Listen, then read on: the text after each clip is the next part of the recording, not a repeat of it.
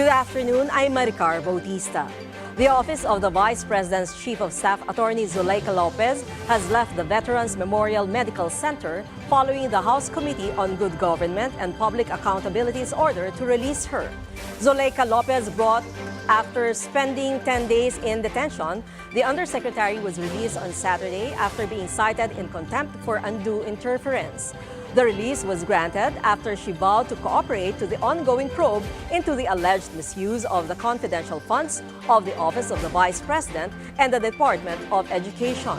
In the release order, the House panel directed retired General Napoleon Taas, the House Sergeant-at-Arms, to immediately release Lopez after a medical examination has been conducted. Lopez was originally detained in the House Detention Facility but was later ordered to be transferred to the Women's Correctional Facility in Mandaluyong City. The chamber eventually allowed her to stay at the BMMC for humanitarian reasons. Lopez's release was confirmed by the Vice President herself in an exclusive interview with Abante Radio. Sadya ko dito yung pasyente, dalawang personnel ng Office of the Vice President na naka-admit dito. Yung isa nag-aantay ng kanyang clearance and discharge, and yung isa na-clear na siya, na-discharge na siya. Inutusan nila ako na lumabas dito sa harap para magpasalamat sa mga tao na tumulong, sumuporta at nagbantay sa kanila dito sa veterans. Pwede po natin pangalanan, Vice, kung sino po itong na-discharge na po? Oo. Nagsabi kasi silang dalawa sa akin na wag na daw banggitin yung mga pangalan nila. Sa mga kaso, ma'am, sabi ko nga, nagpapasalamat kami sa mga lawyers dahil sila na yung nag-handle ng lahat ng mga kaso.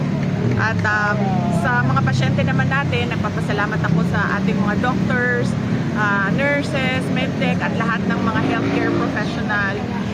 Kasama na yung mga support staff ng hospital dahil inalagaan nila ng maayos yung dalawang pasyente ng Office of the Vice President. Thank you! In a separate interview with the media, Duterte clarified Lopez has not yet resigned and is just on an indefinite leave. Duterte supporters are on their 5th day of vigil protest at the EDSA Shrine. Rains did not stop them from giving their all-out support to the family of Vice President Sara Duterte. Sir, masasabi ko talaga kahit bayaran ako 1,000, matulog ako dyan kasama ng ako ko. Hindi ko gagawin kung wala akong naramdaman sa pagmamahal ng bayan. The Office of the Ombudsman has found probable cause to file charges against former Energy Secretary Alfonso Cusi and 11 other officials of the Department of Energy for allegedly facilitating Billionario Dennis Uй's controversial acquisition of Chevron's 45% stake in the Malampaya gas project. Politico learned that the 12 respondents will be charged for violating the Anti-Graft and Corrupt Practices Act, which is punishable by dismissal, imprisonment, and a lifetime ban from public office. Cusi and his former colleagues are accused of railroading the approval of the deal despite the lack of technical expertise and incomplete documents of Uй's Udena Corporation. The Ombudsman claims the officials worked together to push the transaction forward, using financial evaluations from a different company, UC38 LLC, which had a negative working capital of $137.2 million to make Udena appear qualified. You can see on your screens those found liable by the Ombudsman in the case.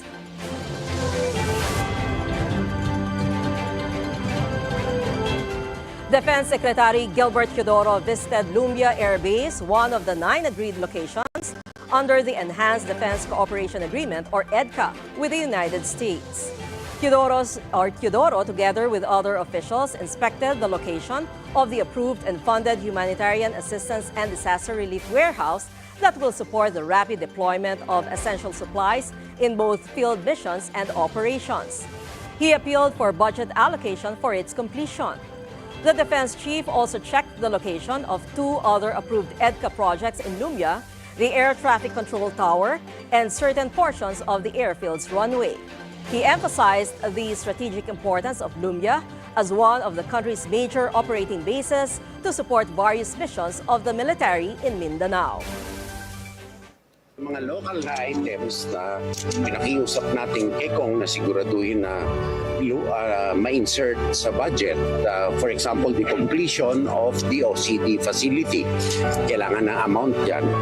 Pero ito ay magiging synergistic sa community in the sense na high security ito.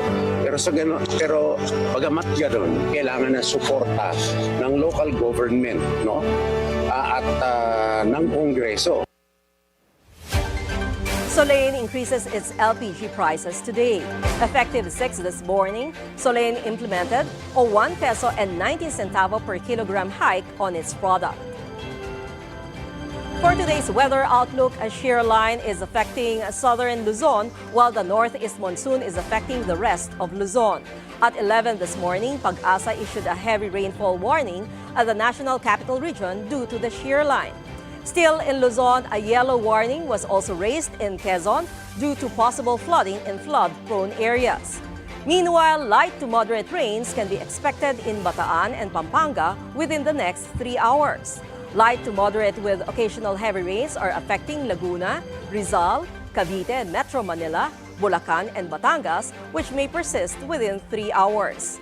In the Visayas, the orange warning level was also raised in parts of Antique and Aklan, where flooding is threatening in low-lying areas and landslides in mountainous areas. Yellow warning is in effect in parts of Capiz, where flooding is also possible in low-lying areas and landslides in mountainous areas. The public is advised to continue monitoring updates on the weather condition.